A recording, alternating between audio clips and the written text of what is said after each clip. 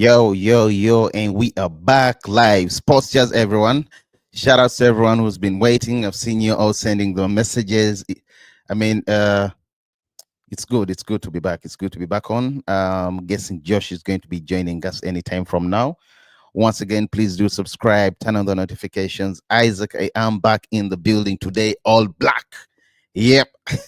I don't want to call it Black Friday. No, I don't want to call that. I don't want to call it that because I'm trying to be optimistic in terms of expecting good news from Manchester United in regards to new signings. You know, that midfield position, the striker, which is the priority, or a striker, which is the priority, and of course, not forgetting Onana. We need competition with Onana. We need someone to pull at his legs. You know, someone to stretch him so that he stops acting or doing what he does on the pitch sometimes that do lead to goals. Once again, guys, welcome yet to another episode of Sports Jazz. My name is Isaac. Josh will be joining us shortly, and it's Manchester United transfer news. A lot has been going. I don't know whether some of you, I watched the Amorim. I streamed it, of course. I wasn't there. I'm not in Chicago, but yes, I just watched the interview. I think it was amazing. Although I do think I don't know whether they go. I don't understand where they get these people to ask questions. I don't feel like he was really asked a serious question. I feel like it was more of a repetition. You know, I feel like it was more of a repetition. A serious general. The questions all that were asked towards Amorim, even Matis Cunha, were really light. You know, I'm not saying you should ask him very tough questions. You know, but I'm saying, you know, the striking position. Who do you expect? There are rumors that you're into Ollie Watkins. At least let him deny it. Let him say, I don't speak about other players that are not at Man United.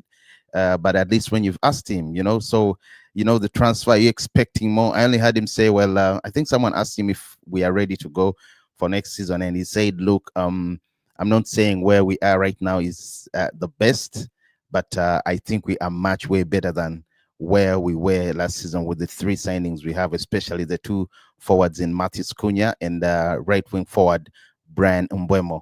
So anyway, we are going to get into all that. Of course, the Ollie Watkins rumor also won't go away. It looks like he's the one that Man United are setting their eyes on. Benjamin Sesko looks to be going the other way, as per reports coming into Newcastle, who are most likely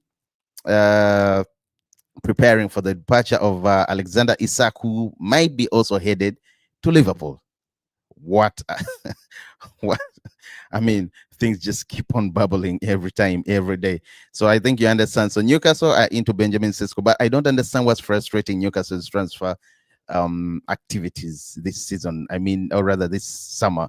It's weird, man, because they came in for Mbeumo, it went the other way around. They came in for Wissa. I think the first one was did they bid around 25 million pounds? It was rejected. They've been going in for a lot of players, and things have been going otherwise, or rather south. I don't understand, because man, these guys won the Carabao.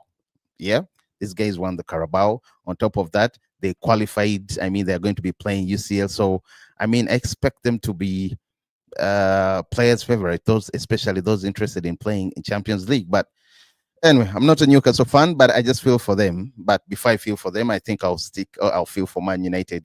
Once again, guys, please do subscribe, turn on the notifications, share the live. Isaac, I am in the building, and I expect Josh, my colleague, to join us later. And I think let's set it off right away. Let's go through what Amorim just said. I mean, he just had an interview or a presser, his first presser this season. He talked about Luke Shaw. Someone asked him about Luke Shaw. I think you also what he responded, and I'm going to be going through everything that I'm going to be going through everything that Amorim and Matis Cunha did say. Once again, please do subscribe. Let's get on with it.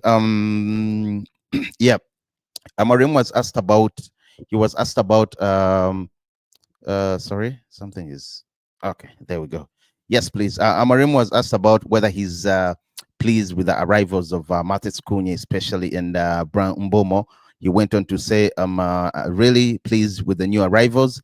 It's important to sign players as soon as possible. They've already proven in they are already proven in the Premier League. Matheus Cunha can play in different positions, so you can change the starting 11.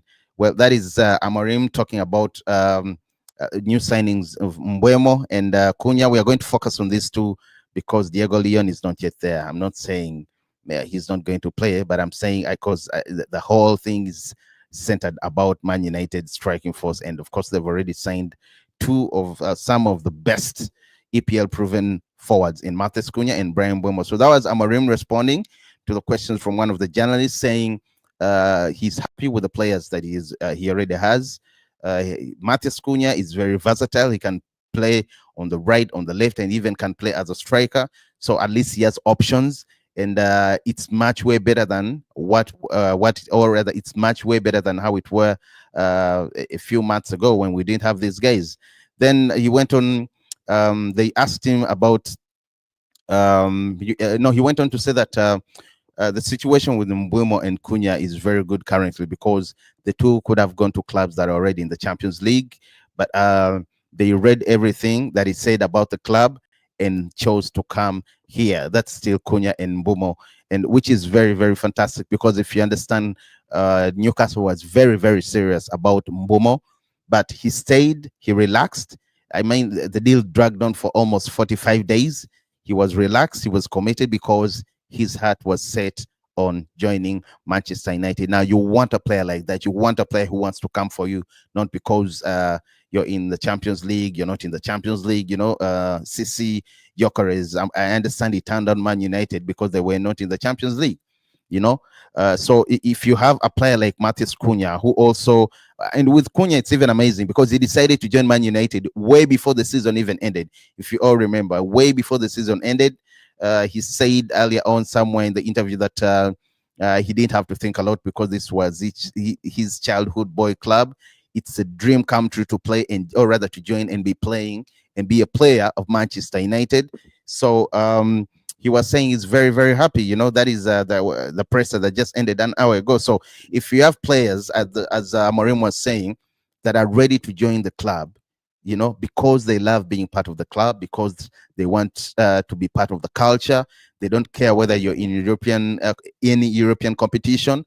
I think that's the kind of passion that you need in players. Now, he explained that in particular to Mbeumo and Cunha, the fact that they were committed to joining Man United, considering how United performed, finishing 15th. In fact, at one point he said they know the problems, they know our problems, they know our current state, they know how we performed last season, but still decided to join Manchester United. Now, what does that tell you? That tells you the player is really committed to the project, and that is what you want in a player. So very happy with Mbeumo as well and Cunha joining Man United.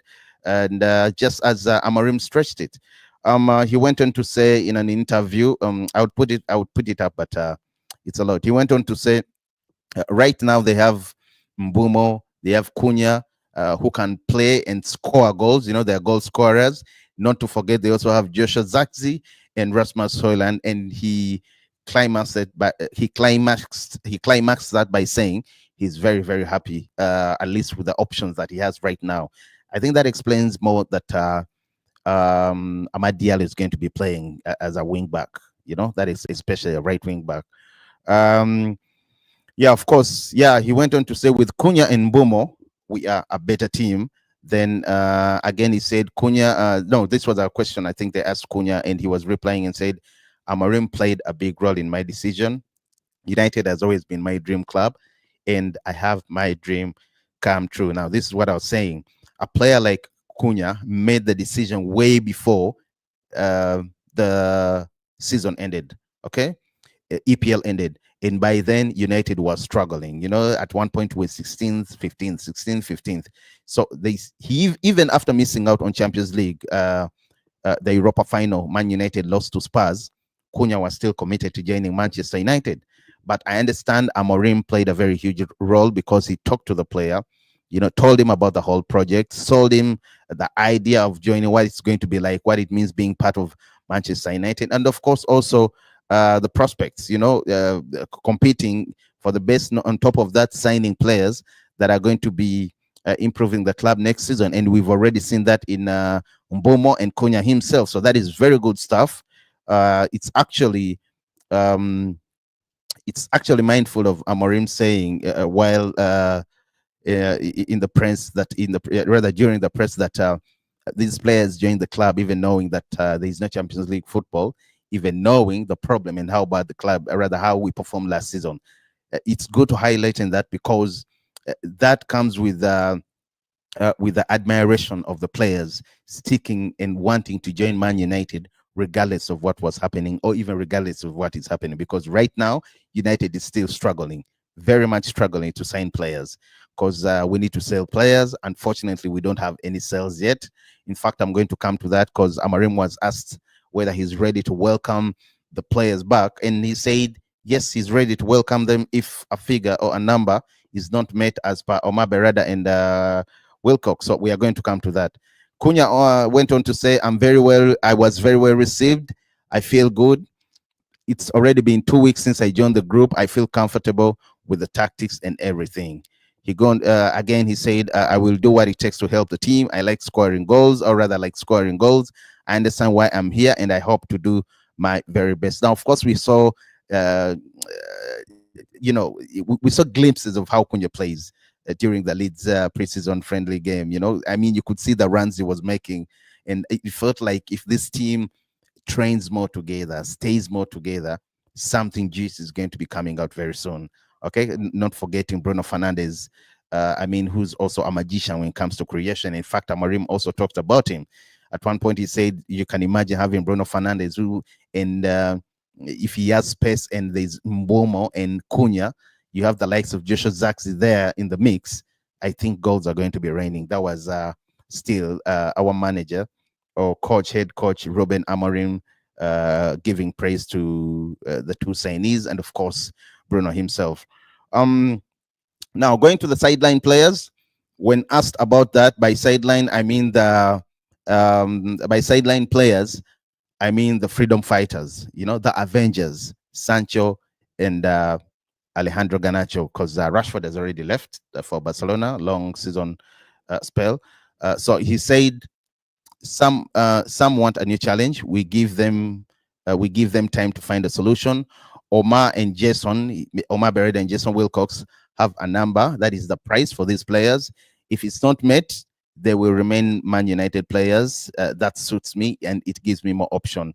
He went on to say he'll be happy to bring them back into the fold, if they don't find suitors. But again, I would really not want to have Garnacho, bro. That kid is toxic. Okay, he's not toxic, but he's not serious.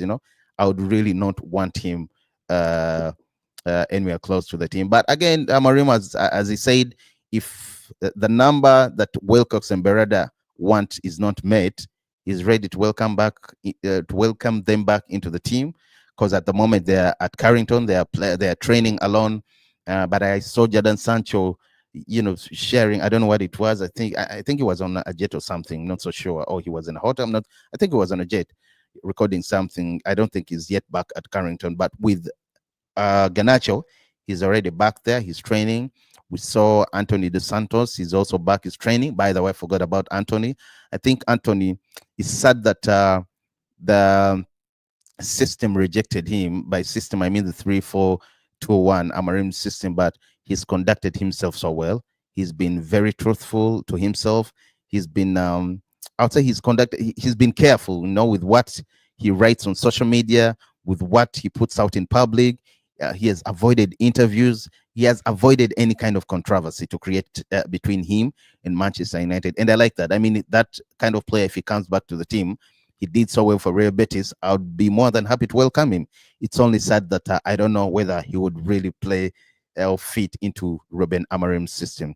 Well, going back to Cunha, I was asked and about Man United, what it meant for him to signing the club, and he was like, I always watched United on television. It's my dream club, a club that should be fighting for the title. I like that. I like that mentality. He went on to say, I understand the current situation, but when I met Ruben, I felt they were building something at the club and I wanted to be part of it. I feel like this is almost the second question. Rather, I don't know whether it was the same interviewer, but I understand because I watched it, they were different. And at one point, I felt like they were asking him the same questions how it felt him being part of Man United. But well, I like that he says that again, it's his dream club. He grew up watching Man United, and him saying he would love to be part of what Amorim is building, is creating. Yeah, that is very good. I like players that are committed. I like players that are interested into the project. In fact, he went on to say it's not pressure, because they asked him if he feels pressure now that he's joined Man United, considering the situation they're in terms of poor performances and all that. And he said it's not pressure, it's a privilege to be in this club. I had to be here. Yeah, it was an amazing interview, although it delayed. Yeah, it delayed. I hope Amorim doesn't have a lot of interview next season. This should be one, and the other one should be, I think, a few stints during the games, because we have a game on Sunday, early morning against West Ham. Well, Amorim on Kobbie Mainoo. When asked about Kobbie Mainoo, he said he can play in both midfield position. He played higher up last season. His best position is close to the ball, with the ball. He's a great talent. He needs to increase the tempo of his game. And I tell him that all the time. That's what I was telling Josh last time, that this kid is very good, but he needs to increase his tempo. He needs to do better. He needs to, up his game. I'm not saying he's bad, but, and also Josh said last time, it's a do or no it's a yes or no. It's a do or never for a player like Kobbie Mainoo next season, because this is the only chance he has to prove himself, especially with the new contract negotiations ongoing. Still on signing players, Premier League players to be specific. When asked, Amorim said, we need experience. Matheus Cunha is young, but with experience. That was a policy we tried to use this season. So yes, so I say yes. It's not just that they have characteristics that we need, but we buy players who can face this kind of pressure. And I do agree. And, when he speaks like this, I think it would be best, or it would be fair to agree that choosing Ollie Watkins over Benjamin Sesko would make a great sense of deal. I mean, to me, I think, it would make sense to me, honestly speaking, because I know Watkins can give you at least, sure 15 goals are going to come through, and around 6 and above assists, okay, in the season. So that I do understand. And let's welcome Josh, everyone. Sports Jazz, please do subscribe, turn on the notification. Josh, it's been a while. We don't know where you've been. Yeah. We don't know where you've been hiding, but I'm back. We are happy to have you back, man. I was going through the Amorim, man. The Amorim interview that just ended approximately an hour ago. His first interview, but again, I was praying that I was praying that we have less of that. I don't want him doing many interviews. I know. But you see, we are the product that feeds the Premier League, and in that way, it becomes very tricky for a manager at Manchester United not to make as many interviews, because everyone wants a piece of us. We're just that bigger club. No, he needs to find a way and adjust that, because as in Liverpool is trying to do everything to reach those heights, but it doesn't matter how many players they're going to buy, they cannot just reach those heights. Now, what has Liverpool done? How do they get into what we are discussing, Josh? They're trying to do everything to become Manchester United. Where is the beef coming from, man? Seriously. They're trying to do everything to become Manchester United, but I don't know.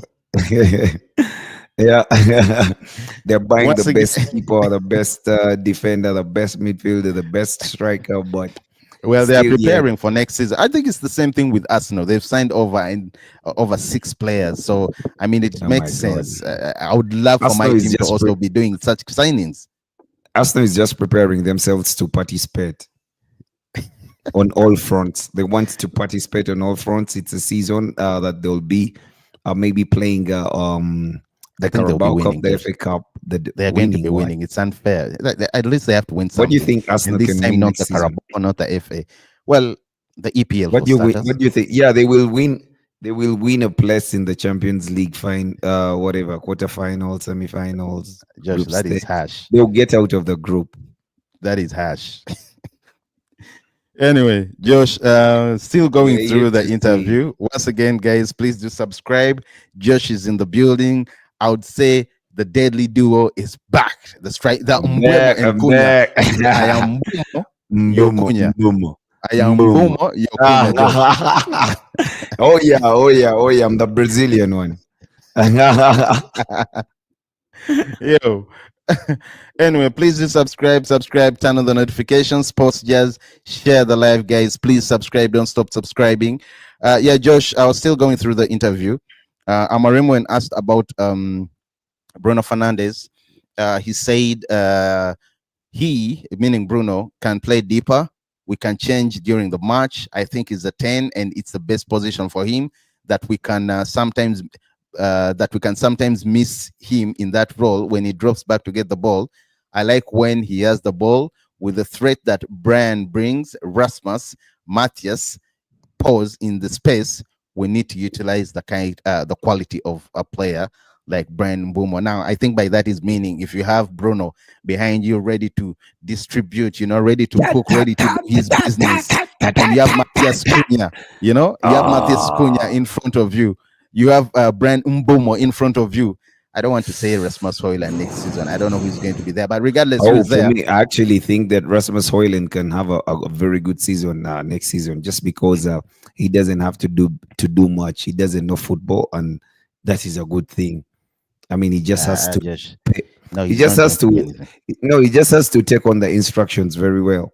I know he's such a wooden player. When you see him, you don't expect anything positive to come out of what he does, because oftentimes, I mean, he misses his chances. He's always missing, Josh. He's always missing. You're making excuses for him. Yeah. You're making excuses for him, but I'm just saying. Your voice, Josh. Sorry. Well, to be honest, I don't think I'm going to. I would miss Rasmus Højlund if he left. I don't think I'd miss Rasmus Højlund. Neither would I. Neither would I. I wouldn't miss him. There's nothing to miss about him. There's nothing. Indeed, there's nothing to miss. Once again, please do subscribe, guys. Yeah, Josh, let's first go through this, then we come back to the headlines. By the way, when asked about Luke Shaw, Amorim said Luke Shaw, because they told him he's back. Luke Shaw. Someone asked him about Luke Shaw, and his response was, Luke Shaw is a world-class player. That's the feeling I get when he touches the ball. His quality in one-on-one situations. Played for England in 2 finals, and that means something. He just needs to be in form. He's been training well at the moment. He has a lot of competition this season, so he needs to stay fit. I like that. That he points out and warns him directly. You have a lot of competition. Just try to make sure you stay fit. Otherwise, these boys are going to eat you up. The boys are going to eat you up if you don't do and so I think well. The boys should eat him up, because Aiden Heaven is not a guy to be taken lightly. I mean, he's a really, really top player. Yeah, Aiden Heaven, Lisandro Martinez is also there in the mix. And by the way, Luke Shaw can also play as a wing back. He can play as a left back, Josh, but he can try playing as a wing back. No, my point is, he no longer has the legs to do that. My point is, even in that position, there is real competition. So yeah, but he can't even play. He's not good enough to play as a wing back because he doesn't have the legs anymore. He has the better understanding of the role and stuff like that, but his legs can never let him do that anymore. That position requires a lot of work rate. Yeah, so a younger player would be best suited to do that. Yeah. So once again, guys, but Luke Shaw has better crosses. Yeah, he has better crosses like that. Yeah. Well, that's very good. That's very good. He has better crosses. Let's wait and see. And all that stuff. I'm just happy that Amorim has won them, and I like the way he brought it. And he said, by the way, shout out to you, Heights Studios. United will be better. Yeah, shout out, my man. That is Ziwa. Shout out to you, Ziwa. Shout out to you. Let's wait and see. Hopefully it is. Hopefully it's better next season. Josh, as I was saying, I like how Amorim put it, saying that Luke Shaw is going to be having competition next season. He needs to take care of himself very well, He he needs to quit those burgers. I've not seen him eat any burger, but that's what keeps popping up. The pizzas and everything. No, On top because of he that, was fat. he needs to stay fit. I know, I know. He The needs to moment he stay gets fit. injured, he just You know, bloats. he needs to stay fit. Josh, I think that's much of the interview. Let me see. Oh no, it went on. It went on. Amorim asked if he said, I think he was any concern that value of the players wanting to leave. He was asked any concern that the value of players wanting to leave could be reduced. He said, I understand maybe there are other clubs waiting for the last minute. That's what we are talking about just last time. I understand maybe there are other clubs are waiting for last minute, but they can have a surprise. I'm ready to receive the players. They have more competition. If they want to play in the World Cup next year, they need to play. So I'm happy with that.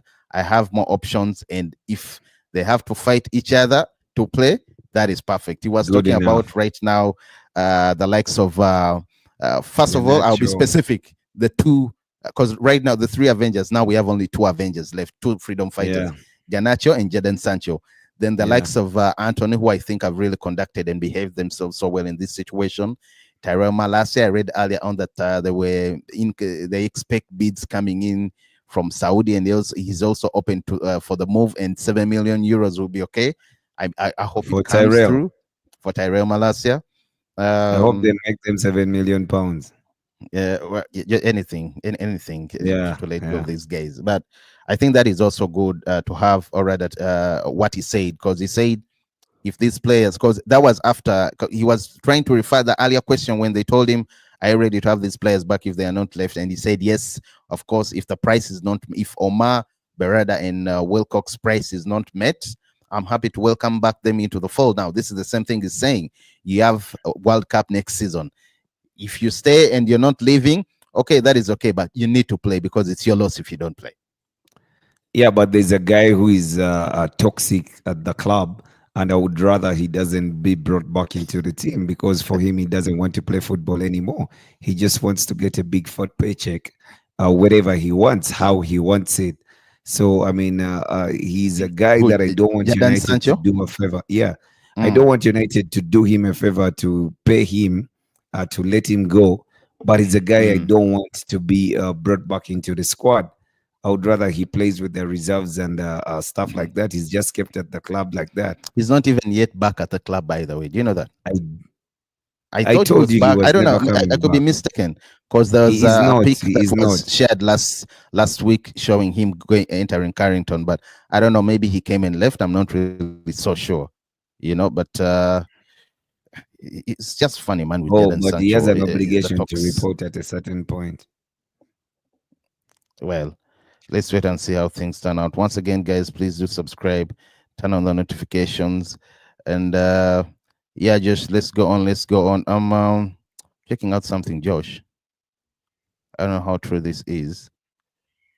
Okay.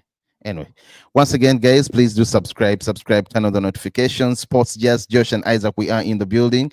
We're still going through and breaking down Amorim's interview. Lastly, Josh, they asked him how it's like with the players, you know, the new players, the old players, how they're bonding, how they're getting along. And it was like, you feel the bond between the players in the best teams. That is really important. We remind ourselves how special it is to be at Manchester United, the best club in the world. I really like to be in a group that is healthy. That is Amorim for you. I just feel like the journalists there didn't really say much, Josh. You know, they didn't. I expected them to, you know, bring their A game, but they didn't really say much. You know, like us berate the manager about having a striker and a goalkeeper. Yeah, like, okay, asking him, you know, of course he's not going to tell you. He's going to share away. He's going to tell you, I don't talk about players that are not, but at least you try to poke him and see if there's anything. He will tell you, we will see, maybe something is going to work out, so that at least you have an idea. But these guys were all they gave him I don't even know how they to were say more it. professional than the ones you're used to. They were beyond being professional, man. They were beyond being, they don't have to be disrespectful, by the way. But I think the kind of questions asked were very light. But most of your English journalists are disrespectful. Yeah, majority, by the way. I'm not going to say majority, not all, just a few. I Just a just few. said most. I just said most. By the way, did you see what Rio Ferdinand? I was talking, yes, was it yesterday or the other stream when I was talking No. about if United could sign Carlos Baleba? Check out what he said today. Ferdinand says, if I don't get a striker, I would go midfield. There's only one name I'm thinking about. I've got to be honest. So I think I've got to be honest. Who I think fits the ball that we need, an Amorim type of player as well as an Amorim type of player as well.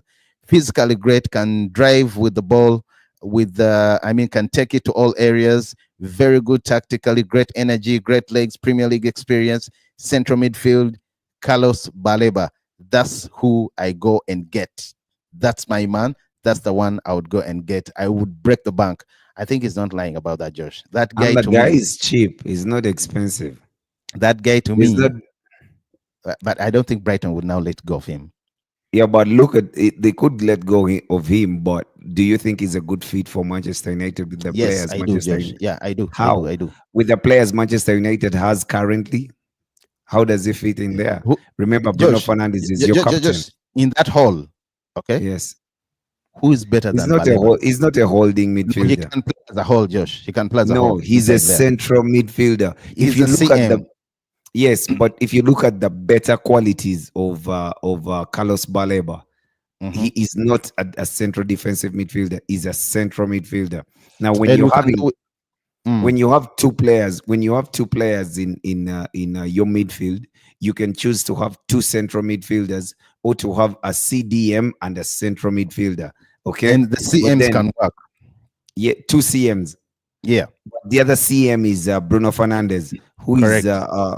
who is a captain of your team, but is hugely a player who is going to be helping you going forward. I mean, you want him for his offensive abilities.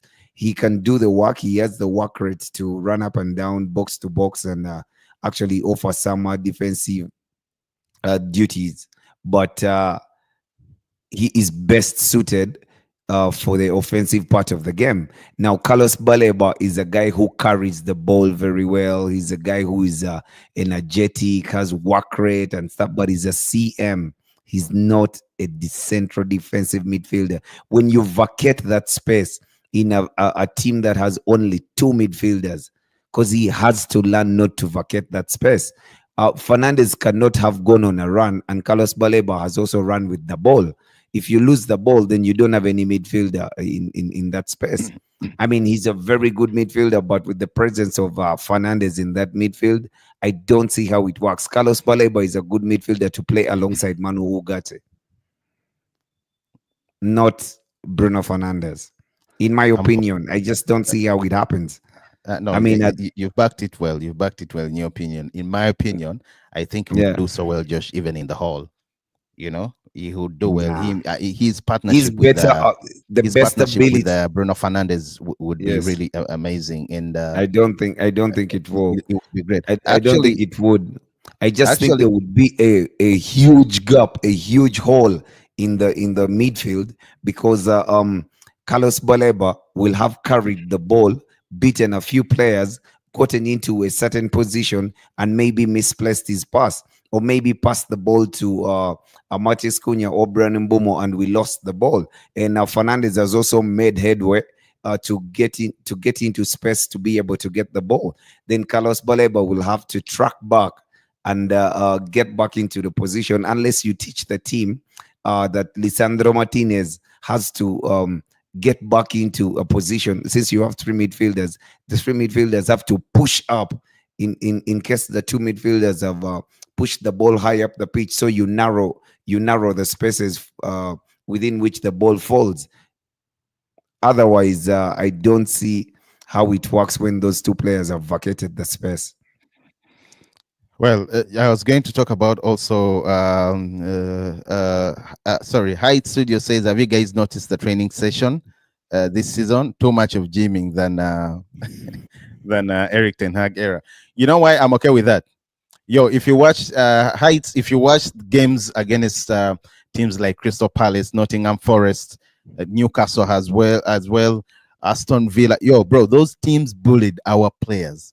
they really bullied us, off the ball. Sometimes I remember Kobe Mino would have, he didn't have to, Rasmus Højlund, the defenders. I remember that Newcastle and Nottingham Forest, and also, yeah, Nottingham Forest game. They didn't have to do much to push him away, to know. Just so I think it's great if they do some gymming. It's okay. Yo, Tinsu, shout outs to you, Tinsu. What's up? Glad to have you on. Why Man United led to sign 3 players in 3 positions, that midfield, goalkeeper, and striker? I think he's asking, why is it taking too long? First of all, they have to get the right players. I believe they already know the right players, because I mean, they've already scouted them and everything. But mainly, it's the money. It's the money, Josh. I don't know what you think, Josh. Yeah, I also do think that we are on course to get the players that we do need in the priority positions that you mentioned. That is a goalkeeper, a striker, and I think a midfield. Personally, I don't think that United will be signing a midfielder this season.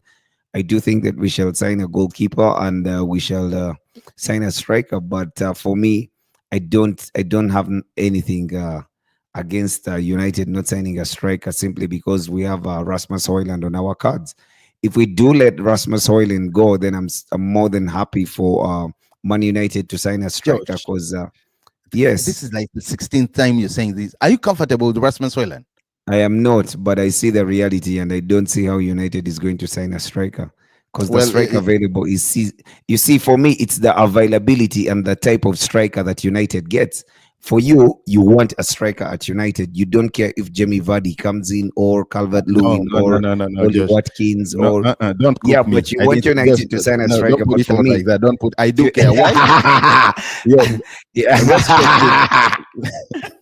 Respect to Grandpa Jimmy Vardy. Respect to Grandpa Jimmy Vardy, but let him stay there. Honestly speaking, let him stay there. Yeah, but if United cannot get a player like Alexander Isak in the window because you're short on money, of course we cannot. Listen, if United cannot get a player like Isak because you're short on money, and he's the player available on market, a top striker, I would rather we don't sign a striker than bring in Benjamin Sesko for almost the same money that you can get Alexander Isak, and you have to wait for Sesko for 2 seasons to see if he's the right fit, when you have Rasmus Højlund, who just cost 72 million pounds and is shit. I mean, you are trying out another player who might be shit or who might work out. Okay, I mean, he has not taken Europe by storm. He's a good player. I mean, there's quality in there, but you have to test whether this ability can work in the Premier League. And United being in the situation that we are in, I don't think we are ready to make such an investment in a player who is going to be trying out his luck in the Premier League to see if he is a fit, because we have already a player who cost us 72 million pounds and is not a fit. So why would we go and buy Benjamin Sesko for all that money when we could have gotten a player like Alexander Isak who can do it?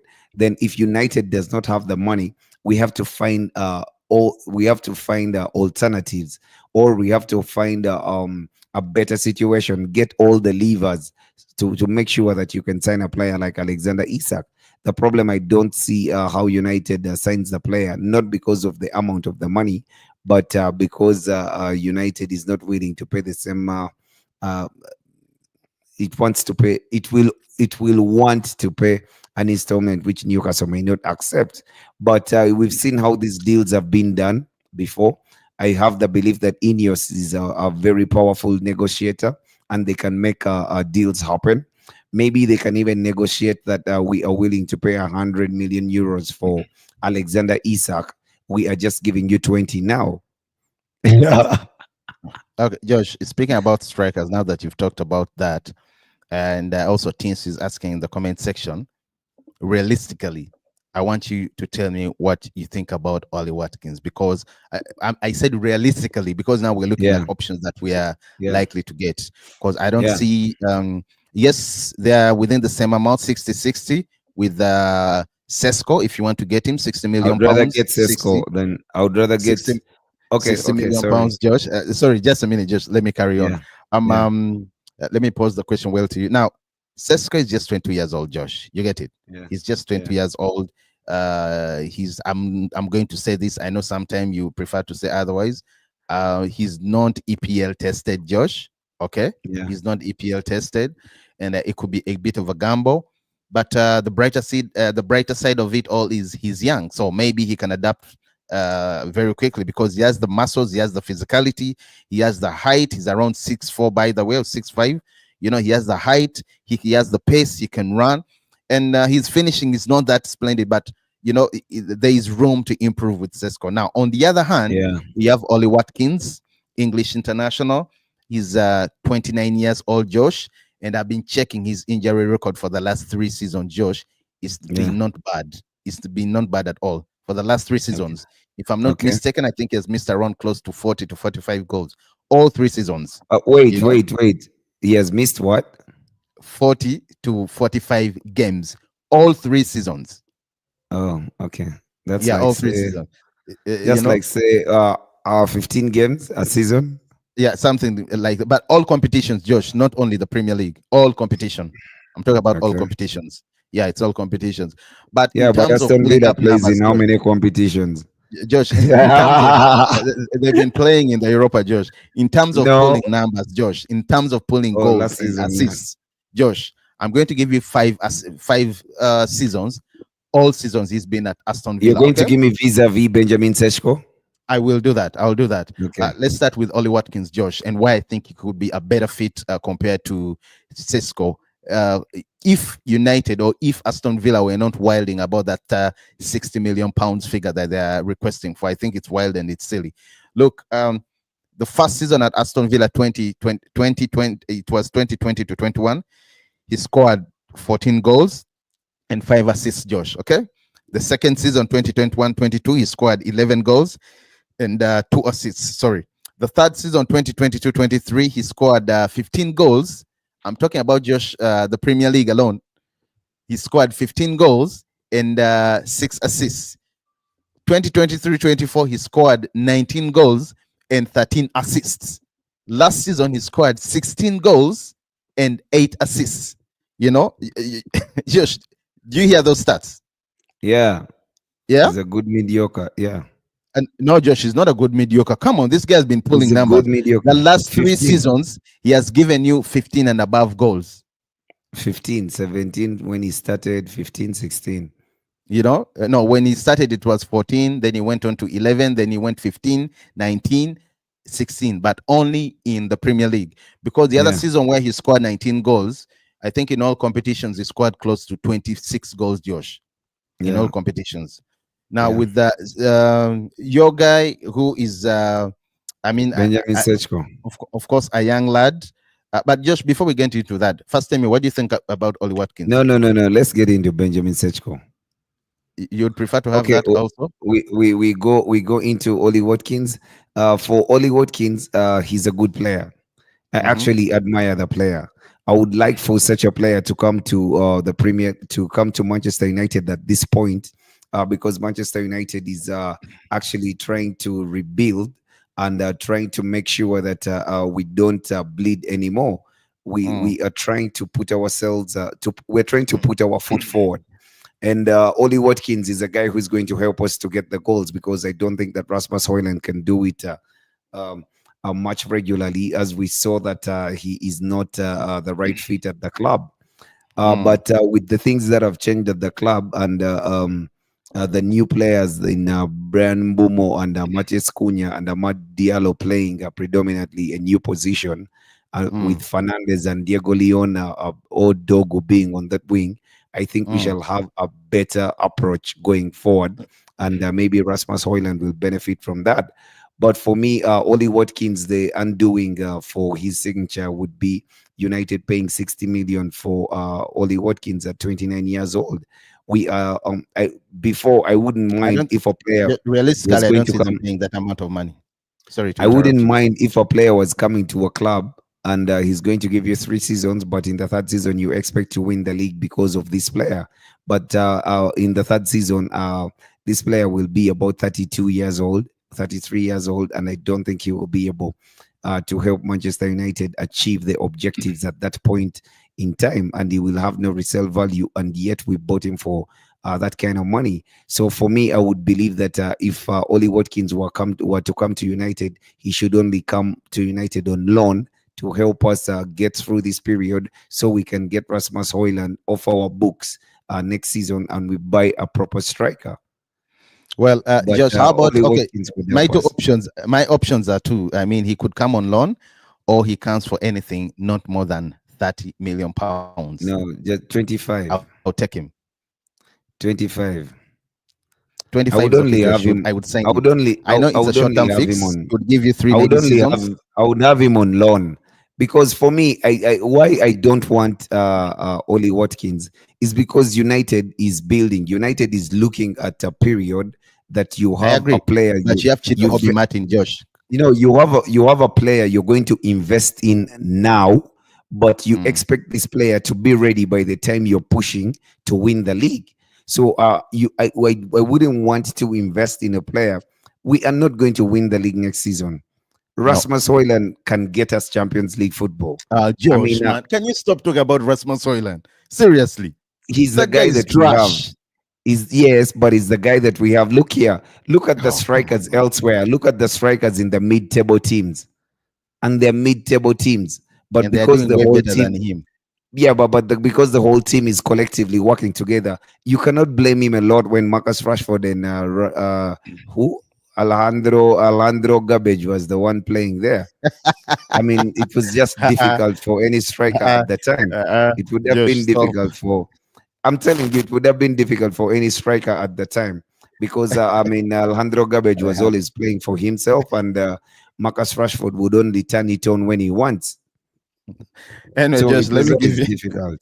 Look, I know Ollie Watkins is not a long-term fix. Is compared to Sesko, who's And still United 20 has years always old. suffered because of that. I know, and Watkins is making 30 years in December. But I'm saying, Josh, if he Oh my comes for God, a they would fee even not be more than 35. 20, if he comes for a fee not more than 25 million pounds, Watkins can give you three good 25 seasons. Josh. million It doesn't have euros. to be no, at least no, Josh pounds. Let's be realistic. But as I've Euros. said, he scored more than 50 goals back to back in Premier League for the last 3 seasons. Now, if he comes for less Yo, than 15 I'm million, so sorry, glad. 25 I'm million so pounds, glad or Aston on Villa. loan, I'm so glad Aston Villa stopped that rubbish and nonsense of yo, Manchester United signing Ollie Watkins. I'm so glad. if he comes on loan or for He 25 is not million pounds, coming. you take him. Please, Look, Aston he can be Villa. your Please, striker. He Aston. can be your striker this season. He can be your lead Please, striker Aston this season, Villa, because right now you have refuse. no options. Listen, you have no We options have. this season. I would rather And play next Chido season Obi you can Martin than sign. sign Ollie No, Watkins. Chido Obi Martin We can come cannot. under his wings with time. Yo, we cannot sign Ollie Watkins this season. You listen to yourself. Do you think United can sign Ollie Watkins this season, sign Rasmus Højlund last season, and sign another striker next season? It No, doesn't work Josh, like that. It's Rasmus impossible. Højlund is going to leave. Rasmus Højlund is going to go.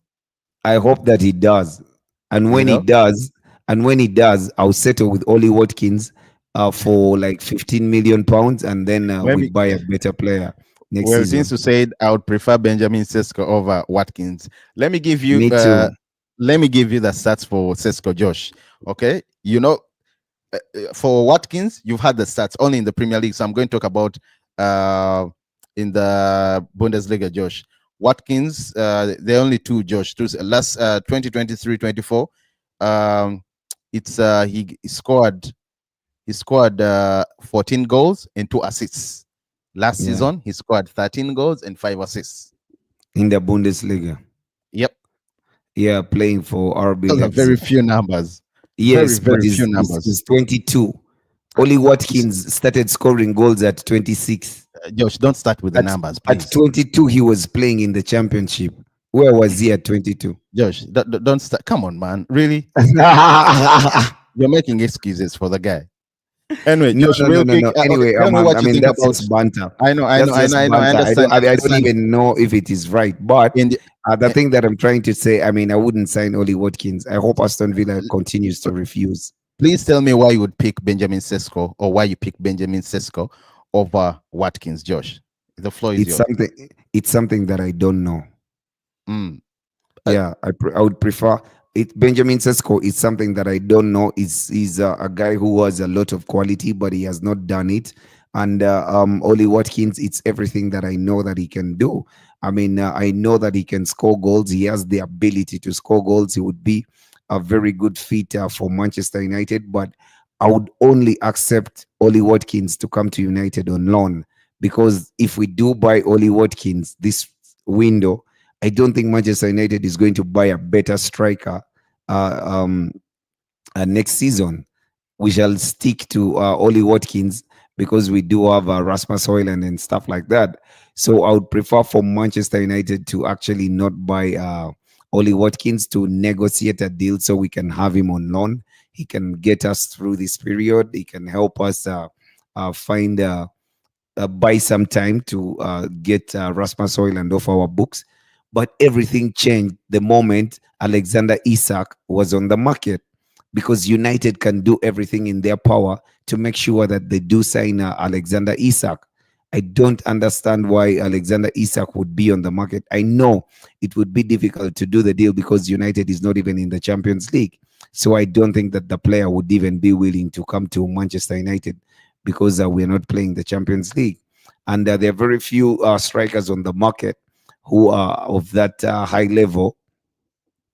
And maybe we stick to Rasmus Højlund, because even when we buy Benjamin Sesko for a lot of money, we are not really sure that the player can do it. But at least he's a better quality player than Rasmus Højlund. So if you can buy Benjamin Sesko and you sell Rasmus Højlund, that would be a plus. That would be some good business.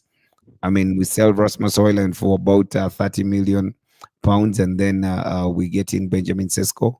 That would be good. I mean, that's a player who can learn. The only thing that I see about Benjamin Sesko, he has to learn a lot of things. And the good thing is 22 years old, because he can do so much. He can carry the ball. He can dribble. He's big. He can jump. I mean, he has some spring power on him.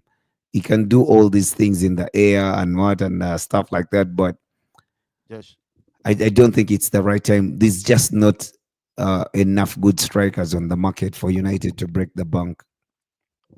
Josh, sorry about that. Yeah. I've been listening to you. You just love Sesko. I love Sesko too, but the numbers worry me. The numbers is putting up in the Bundesliga worry me. But Oli Watkins has 16 and is 29, bro. Josh. Yeah. The numbers that guy is putting up the other side is, I mean, a bit worrying. Are you saying that Oli Watkins should also be putting up the same numbers as Gyökeres was putting up? For where Oli Watkins was playing at 20. Josh, okay, let me say this, Josh. If Watkins can score those amount, or rather the number of goals he's been scoring at Aston Villa with those players around him, imagine what he's going to do if he has Bruno Fernandes, if he's going to have Amad Diallo, high quality Cunha and Mbeumo. Bro, believe you me, I would take Oli Watkins all day, every day. But at the cost of Manchester United buying him permanently, I wouldn't accept that, because I would prefer for Manchester United to buy a better player. I understand. Unless you say that Chido Obi Martin is ready, and Oli Watkins is coming to United for 2-3 years to just help Chido Obi Martin get into his frame, and he will start playing for Manchester United in the main team. Once again, please do subscribe, turn on the notifications. I was going to say the communications. Josh and Isaac, just let's go through it. Tinsu, he said, I don't know how Ineos are doing. These days, there are very few best midfielders, striker and goalkeeper in the market. I think before the first Premier League match, we should sign the 3 players. By the way, Josh, we were talking about midfielders. Tell me, what do you think about Sandro? What do you think about Sandro Tonali? Buddy guy. I know. Buddy guy. I know. That's what I can say about Sandro Tonali. Yo, this guy has an engine. I remember when United was interested in Sandro Tonali so many years ago. I think during the COVID period, I really liked United to sign Sandro Tonali, because I first heard about the player reading about him in the Italian bulletin, and they were talking about a player who had a mixture of Andrea Spillo and Gennaro Gattuso in whatever he was doing. He had a vision of Don't Andreas over. Pirlo, but then he has the tenacity of Gennaro Gattuso. So when he starts to play football and he mixes the two, he was the Italian gem at the time, and they were looking at this guy that like the next big thing. I know that he has a bit of a sticky background, so it might be difficult for him to make the move to Manchester United if they do a lot of their background checks and stuff like that. So I mean, Newcastle didn't do their background checks, and they ended up getting beaten. But that is our top player, and I don't think that Newcastle can be bullied. I don't think that Sandro Tonali can leave Newcastle when Newcastle doesn't want him to leave, because he has a bit of a huge contract. With Alexander Isak, it's a bit different, and there's a lot of money. There's a lot of money in on the table for the signature of Alexander Isak, because there are few strikers on the market, and Liverpool is among the teams that are interested in purchasing acquiring the services of Alexander Isak. So I mean, if they're willing to match their 120 million pound mark, I think he will be a Liverpool player. But for me, Sandro Tonali, top player. I told you he has the vision of Andreas Pirlo and the tenacity of Gennaro Gattuso. So I mean, that's the quality that United will be getting. Unfortunately, it's not available. But I mean, you imagine having that guy in the pivot and Bruno Fernandes. Santa Maria. If you have, and this side you have Mbumo, you have the yellow this side coming from the right, then you have Unya. Oh my God, juicy, man. Tinsu says Man United should beat Arsenal, the little club. I like that. That we have to believe in that club. We have to believe to Arsenal. They are a small club. They are our babies, as Evra say. They will always be our babies. In the first match of the Premier League, anyways, I hate Arsenal because Ethiopian Arsenal fans, they are very okay. So by the things is Ethiopian. Shout out to you, Tinsu. Yeah, look, but Arsenal fans be like that all over the world. I don't see that happening, Josh. Do you think there's any chance for Man United to Arsenal fans win more trophies talking about next season than Arsenal actually holds up trophies at the end of the season? Josh, do you think there's a chance of Man United beating Arsenal? Yeah, 100%. At the beginning of this, at the beginning of the season. Yeah, I know those guys will bring 6 defenders, but yeah, if we don't have Onana in goal, I think we shall win the game. But Onana is starting the first game. Yeah, they signed a very good, by the way, so sad player in Christian Mosquera. He's a very good player. I like. So he's no god. Their signings have been very good. They're signing very good players. They are doing very good business. Once again, but guys, please subscribe. Onana, can you imagine that first game? Yes, that guy is not going. Onana makes me sick. It just makes me sick. Like, you're so excited about the game, then you remember Onana is your goalkeeper. Yes, no, come on, don't say it like that. Things to say Sesko is long-term plan. After Watkins is short-term plan. When Sesko comes United, he will play between Cunha and Mbeumo. And he's also likely to get great service from Magnifico, aka Bruno Fernandes. I do agree. I'm not saying otherwise, but I don't see us signing Sesko. I don't know. I actually think. But you're paying 60 million for Oli Watkins. Josh, no one has said 60 million for Watkins. That's what I was going to say. Villa is ready to compromise. I mean, it could be ready. I'm not saying it's ready because Villa has already said let them compromise and give us the guy on loan. You know, Villa has already said no, so it's going to be a bit funny. Okay, I'm not going to see the fans next to me because, but yeah, I hear what the fans are saying. No Oli Watkins.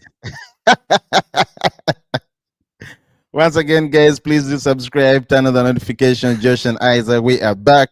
Yeah, Josh. Anyway, real quick, let's go through confirmed transfers. Cunha from Wolves, 62.5. Then Mbuemo, 65, raising to 71 in add-ons. Of course, not forgetting the option to extend. Leon from Chiero Pochettino, or Cero, depending on how you pronounce it, Diego Leon. And by the, Leon's middle name is Blanco. Blanco. Blanco, yeah, Blanco. Blanco. Then Blanco. Ezokana. By the way, I understand he got injured. He was loaned out to Lausanne, but I picked up an injury. Yes, Marcus Rashford has already been loaned to Barcelona. They'll be covering all his wages. Option to buy is around £26 million. Then Christian left on a free. Evans left on a free, but came back as head of loans and pathways at Man United. Victor Lindelof expired and left. Sam Murray left on permanent. Tom Miles, he also left. No, he's been released, but no club yet. John Nolan. So, I mean, I'm talking about all these players, Josh, but we are lacking sales. And for things to move around for us very well in this current transfer window, we need to make sales, Josh. And Filthy. Shout out to you, Filthy. Filthy KY. Yeah, what up, Filthy, man. Respect, man. Respect. Please do subscribe, Filthy. Man United family here. Let's talk some Man United. Josh, I was going to ask you that what do you make of the whole situation with Real Betis trying to play hardball? I mean, not paying up the money, because I don't know whether you read the statement that the sporting director said last time, like 3 days ago, when he said, look, I understand the player wants to join. We also want to keep him. But the thing is, we don't have that amount of player, and we are not going to do something that we cannot now. I understand fans might be disappointed, but they shouldn't take that as a failure, because we cannot step out of our pockets if we are not, or rather, if we don't have what Man United is. It's all right. Real Betis is not the only team that can get his services. I mean, the guy can go to Atletico Madrid. He can go to other suitors. He's available in the market, so let someone else come up for him. It's rumored that Atletico Madrid, who have at least a more financial muscle power, are also interested in the player. And I'm like, I like what he did at Betis. I think it would be so great for him to go back to Betis. But if Atletico Madrid is stepping up and they're coming in for you, I mean, it's a bigger club. They have a higher ambition. The ambitions are higher compared to Real Betis. I think you can go, Atletico Madrid. Then let him go to Atletico Madrid. You see, the player sees himself having settled at Real Betis, and this is a World Cup year. With the form that he finished last season, if the World Cup was this summer, he would have been going to play for the national team. So he prefers the place that he has been already comfortable, so he can actually go and maybe add some value, and he's called up for Brazil. And he might go to a new environment, and it takes just too long for him to settle. I understand he was even willing for his wages to be reduced so he can sign for Real Betis, but they just don't have the money, and we can't just be hanging around and waiting for them to actually get some money to pay him for his services. So I mean, the guy is available on the market. His agent should be looking at other clubs.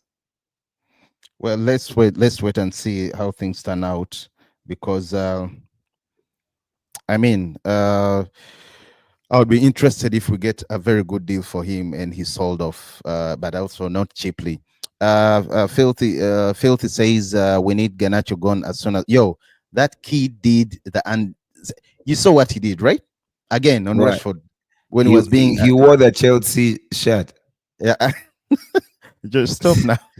And I'm just asking, is that type of guy the same thing that Jadon Sancho did when Rashford joined Aston Villa? No, he said freedom fighter. It's what? No, he didn't necessarily say freedom, but whatever is it? Let's go or something. It's the same thing he did when Barcelona announced, or when Rashford, went on his social media and whatever it is about Barcelona. And I mean, for such a player, honestly, I think he shouldn't be anywhere close. But I think United should learn from this situation. I mean, a player, I like the fact that they're not giving Kobe Mainoo whatever he wants, because United has been manipulated in the past where our players have performed well, and after a good year, they've been given a new contract. After a good year, they've been given a new contract. Why is that the case? Why do you keep giving these guys new contracts just because they did their job well in the previous season when they have so many years left on their deals? You're giving them bumper contracts. Then as soon as you give them bumper contracts, you maybe distort who they are, and they just start playing games. Now, Alejandro Garnacho had just been given a new contract for about 140K a week. So I mean, maybe the kid is that comfortable. He's earning 140K, and he knows he has like 3 years left on his contract, so he can be a Manchester United player, wasting like 3 years of his young career, and he will maybe go and play somewhere else. It's funny. Amarim highlighted there's World Cup next year. So unless he's not interested as well, just because I don't think even Jadon Sancho dreams of playing in the World Cup next season. Jadon Sancho has PS. Unless it's the same feeling with Garnacho, let him keep doing what he's doing. He's wasting his own. FIFA 26 is coming out. I mean, Jadon Sancho is sorted. He'll be playing PS. Tinsu said holding midfield is a priority before breaking the bank for elite striker. Well, by the I think you're the third person. You know, it's a debate, by the way. Not for me. We have Manuel Ugarte. Manuel Ugarte was average last season. He didn't cut it for me. He didn't really do so well for me. Yeah, and for you, and you wrote him off because he didn't cut it for you last season. So you're buying a new player. I didn't write him off. So you're buying a new player, and the new player will cut it. Will actually change everything. He might just not cut it for you. How many new players are you going to buy? He needs competition. Exactly. We cannot rely on Manuel Ugarte. Now there I can listen, but for me, Manuel Ugarte is there as the best holding midfielder we can have. Tinsu says good choice. Well, Tinsu, Filthy also agrees with Tinsu. Seriously. Yeah, I also agree. Baleba is a good choice, but Baleba is not a central defensive midfielder. He's a central midfielder. Josh, I told you as well earlier, this guy just joined. Filthy, shout out to you. He just joined, and he's saying Ugarte is just a ball winner in terms of passing range. He's limited. Not even that. I think that's what I said last time. He's very good when he's defending. You're not trying to win the ball back. That's what a defensive midfielder does. Well, we don't need only that, Josh. Especially with Amorim's style of play, Josh, Baleba doesn't need a collective package. But is Baleba a collective package of a defensive midfielder? Well, I think he's a good central midfielder. He's a guy who can run with the ball. He's a guy who can shield the ball and they don't pick it off him. He's very energetic. He has a good pass on him. I mean, he's athletic. You know, he can play box to box and stuff like that. But for me, I don't see how Baleba sits in a midfield with Bruno Fernandes and it works. It shall not work.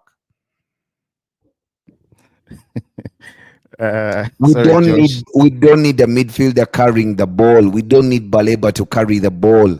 You have Matheus Cunha, a ball carrier. You have Bryan Mbeumo. First, listen. You have Bryan Mbeumo, a ball carrier. You have Matheus Cunha, a ball carrier. Bruno Fernandes, a ball carrier. Amad Diallo, a ball carrier. And you've set them up in a team to actually carry the ball so much forward, so they add on your attacking impetus, so the team can be better. Now, how do you have a defensive midfielder who is also a ball carrier? Bro, I mean, that team is going to be so open, you would think Erik ten Hag is coaching it. Listen, Josh, let me say something. Very good. I like Filthy. Filthy is putting up a very good argument. Josh, we need a midfielder. And you want Baleba. You say sorry. Do you believe that that Carlos Baleba covers ground? Because Manuel Ugarte doesn't do that, Josh. He doesn't do that enough. No, he doesn't do that enough. No, he does. He doesn't do that enough. He does. He's way better. Manu Ugarte is a better defensive midfielder than Carlos Baleba. Every day, all day. Every day, all day. As in, Carlos Baleba cannot match him. You see, Filthy, you say Bruno's useless, leaves too much space in the midfield, but you want to partner him with a ball carrier in midfield.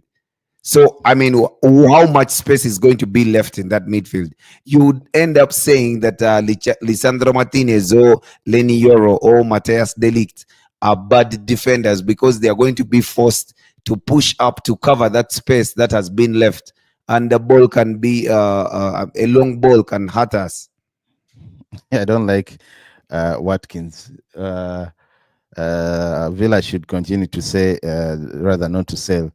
Shout out to you, Sinan. Sinan, what up, brother? What up, brother? No Oli, what beans? Baleba and Casemiro or Baleba and Bruno link up, Josh? Zero. No, right now, Josh. Right now, we are looking at this. Forget about your preferred Ogat. Josh, come on, be realistic. Be realistic. Zero. Until now, I can give you. You want me to put Baleba in the team? No, he has given you there. Who would you? I mean, that's combo. The two. Who do you think? Casemiro and Baleba. I knew you were going to say Casemiro, but you guys just love. No. Baleba cannot play with Bruno in the same team. Trust me. Baleba cannot play with Bruno. I think Bruno and Baleba team. can do better, Josh. Honestly speaking, can do better. No, they are good footballers, but it's not a good partnership. The current Casemiro, Josh, is not the other Casemiro. Yes, the problem is we found. See, for me, I would play Manu Ugarte. I would play Manu Ugarte and Carlos Baleba in the midfield, but I cannot play Carlos Baleba and Bruno Fernandes. That's utter rubbish. Casemiro cannot give you 5 games. I keep saying this, and You've especially with that's the time what he has asked. with the time. Yeah. So in other words, I am picking Baleba and Bruno. I'm picking Baleba and Bruno. Well, I don't see how Bruno and Baleba play in that midfield, and it works. Filthy says exactly. We should have sold Bruno and got Baleba with the money. Look, Filthy. I don't think Filthy is too much of a Bruno fan, but and Baleba is not a better player than Bruno. Not at all. Filthy, like it or not, brother, I think Bruno Fernandes, he was our best player last season with 38 goal involvements. He was the best midfielder in Europe. No one, by the way, in Europe. Playing for Manchester United that finished 15th. Had the most goal contributions. But that Saudi deal of 100 million pounds, bro. I'm glad we didn't take it. That's a huge test. I'm glad we didn't take it. We would just gamble and be buying Balebas. I know, Josh. Baleba is a good player. Come on. But aside, Josh, whether you like him or not, he's a very good player. I like him. I do like him. I do like him, but I think these whatever his importance has been misconstrued by people who want another midfielder at Manchester United. I mean, they're looking at Baleba as a central defensive midfielder who is going to come to Manchester United play as a CDM. He cannot play as such. He's a central midfielder. He's good at the job that he does, but he cannot play as a central defensive midfielder. I don't think that would be right.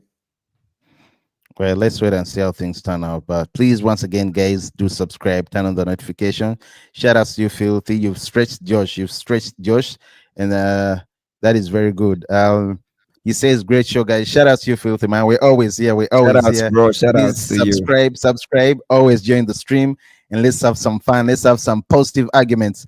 Tinsu says, Man United should sign Javi Herrera. He's the best player in the midfield of the park anyway. Mr. Freedom. I don't know whether he meant freedom or freedom. I'm not really... Javi, I don't think that guy is going to come to Man United. That guy and his manager or his players. I've not really seen Javi Herrera. Me too. But him and his agency or agent are playing strings with Valencia because Valencia offered him a new contract. He turned it down. Okay, so I think they are just trying to use Man United as a negotiation muscle so that they can get a better bumpy contract. That's all I can say. We're not even interested. There's nothing in it, We're not even interested in that guy. Filth is asking, what do you think of Mateta as our striker if Palace are willing to sell? I would prefer him to Oli Watkins. Seriously? Yeah. Why? I mean, he doesn't do too much. So with the players that we do have on the pitch, he would be able to play just between the posts and get the goals in. I just want a guy who can nod the goals in. I don't want a guy who can show us he can run and what. We don't want that. I mean, we have already players who are suited for that, playing just next to him. But just they're in the same age bracket. He scored less goals than Oli Watkins. They're in the same age brackets. Why would you pick him over Oli Watkins? Seriously? Because Oli Watkins is a runner. If you're not being best. Listen, Dante, let me tell you why.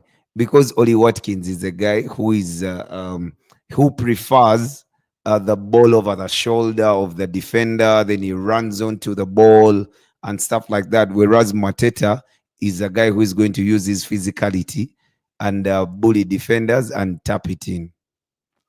Because Brennan Mbumo and Matthias Cunha are going to be carrying the ball, are the ones who are going to be, who want that ball over the shoulder, the ones who are going to make runs in behind defenders and stuff like that. The striker, just put yourself in a position in front of the goal. We don't want you to be running around to the wing to collect the ball at Oli Watkins. I can also run. No. We want you in front of the goal mouth. Let Bruno Mbumo and Matthias Cunha do that. I mean, now you have to have some balance on the team. You can't have similar players on the team and you expect the players to not clash. So I don't want Oli Watkins because he's similar to Matthias Cunha, not in the things that he does as a 10, but he also likes to run onto the ball. He likes to do these things and stuff like that. Whereas Mateta, much as he also runs over the shoulder, but Mateta is a guy who is limited in his approach, so he can do things there like that. Things to say, Mr. Freedom should be playing in Portsmouth. He's talking about. Anyway, I don't know whether he means Garnacho or Sancho, but both of them should be that side. Then Ugarte don't adapt. I think he's saying he failed or hasn't adapted to the league. I do agree with you. 100%. But yeah, but it takes some time for adaptation, and one season is good enough. So I mean, he's done the bid. He's done his bid last season. So I think he should be very super confident about Ugarte this season. Yeah, because I know he's a proper footballer. Let's wait and see. We need more African players in our team. We don't actually. This being a year that has the Africa Cup of Nations, I don't think we need another African player in that team because we are already going to be losing 4 players. 4. Who is the 4th one? Brennan Mbumo, Onana, Amad Diallo, and Mazraoui. Oh, Mazraoui. Yeah, there's Mazraoui. Yeah, so I mean, it's going to be a bit difficult during that period. I mean, they could miss 6 games in a season. You say it's not much, but if you have, they're all reliable players. They're all players that we must have in a squad. So if we do get another player, say maybe Carlos Baleba, and you know, you're always going to struggle. But it's a good thing. They are very technically gifted players, and they have the physicality of the league. And yeah, they do understand the game. They do understand the game. Though, I mean, this particular year, I don't see United buying another African player because we shall lose 4 in January. Once again, guys, please do subscribe, turn on the notifications. Josh and Isaac, that was a very beautiful stream. Hope you guys enjoyed. We are signing out. Things to say, Josh, you are right, but Ugarte doesn't have a permanent performance. By the way, Josh, let me first say this before you come in. Let me first say this. I think all the times we've been streaming, all these guys are different, but everyone agrees with me when they say Ugarte didn't perform to the expectations we thought he would put up last season. He was inconsistent. I don't agree with that. I don't disagree with that. It's a few of you that do agree. No, Isaac. Don't get me wrong. I don't disagree with that. I mean, I'm not blind to the things that happened last season. I was here. I saw whatever happened last season. I appreciate the fact that Ugarte didn't put his best foot forward. However, he's a top footballer, and I know that it's just that at the time, for a player who is coming who has come from South America, footballer who was sat out by Vitinha, the likes of Fabian Ruiz, all those players. When was he sat out? When was he sat out? Why do you think they sold him? They sold him because he was surplus to what the manager wanted. Exactly, that's what I'm trying to say, Josh. Because the manager did not buy him. That's it. Okay. The manager bought his own players. The manager wanted other things. He wanted other players. I mean, he didn't buy him. This season, Tisu is around. The manager who bought him. Okay, let me explain. Let me just explain what happened to Ugarte. Ugarte comes from South America. He doesn't have a preseason. He has a very lengthy transfer window. A very Yeah, yeah, he has a very long transfer window, as his signature took until the last day for United to get him. So he missed preseason training. He was coming off the Copa America, I think, in Argentina. He did come to United, did not have enough time for acclimatization, and he had to fly back to Uruguay to play an international friendly. That was a 2 week break and stuff like that. Came back to United, and everything was moving thick and fast for him at the time. Having been, remember, this is a guy who doesn't speak English and stuff like that. So the acclimatization to the league happened so fast, and United was not in the best shape to help a new player like that to easily settle into the team. So the adaptation was difficult. I mean, he was inconsistent because he kept getting niggles. He was injured every now and then, and he didn't That is have one of the reasons I cannot yes, rely on him. he didn't have a consistent looking in the team for him to have permanence there. Then I don't like the fact that the manager always said that he doesn't have a good recovery time. That is after games. I mean, in between games, he needs more days to recover to his best than say Bruno Fernandes. But Bruno Fernandes is another mold of a player. I mean, not many players are like him. So I do appreciate the fact that these things did happen to Manu Ugarte, but Manu Ugarte is a top player. He's not even that whole stuff they say at his passing range and what. Yo, Manu Ugarte he can pass. He has very good short passes. He has the passing range. I mean, it may not be the best at the time, but the player was struggling. And let's give him this season. I can't write him off. You guys have written him off. You guys don't think about him. You're looking at your Carlos Balebas of this world, but I don't think even Carlos Baleba is a better player than him. I just don't say that. Don't say that. Please, he is not. He is not. Last season, who was a better player? Oh God, I just wasted like Sinan, 2 minutes. Sinan. No, Josh, you've said what you said. That is not an excuse, because we have players who don't speak the language come into the Premier League and they put up performances. Like but I understand if you're trying like very many, five. Josh, very many. Give me five. Fernandes came in. I know you said he's of a different mold. Haaland came in, he did it right away. Okay, he was speaking a bit of English. All Savinho English speakers. I actually think Savinho had a very great season last season. Debut season. Yeah, debut season. No. Yeah, he had a fair season. He wasn't playing every time, but he had a fair season, Josh. Yeah, honestly, he had a fair season. Anyway, Sinan says, I feel irritated if anyone is talking about Nicholas Jackson coming to. Bro, man. That's why we've never talked about it here. I mean, that shit can be right.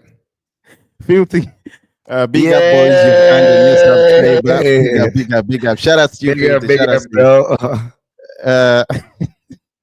I need Bruno and Grueda.